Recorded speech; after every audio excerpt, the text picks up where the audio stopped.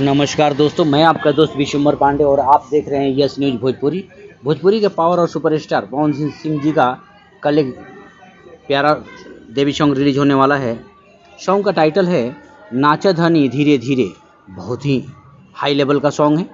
इस सॉन्ग में पवन सिंह जी और साथ में सोना सिंह जी का मधुर आवाज़ है। इस गाने का राइटर मंजीमित जी हैं। म्यूजिक से सजाया है छोटू रावत जी ने। यह सॉन्ग कल सुबह Pawan Singh official YouTube channel से रिलीज़ किया जाएगा, तो आप लोग देखना ना भूलें। कल सुबह Pawan Singh official YouTube channel पर जाएं, गाने को ढेर सारा दुलार प्यार दें। साथ ही अगर आप हमारे चैनल पर नए हैं तो चैनल को सब्सक्राइब कीजिए, शेयर कीजिए, ढेर सारा दुलार प्यार हमें भी दीजिए। नमस्कार, प्रणाम।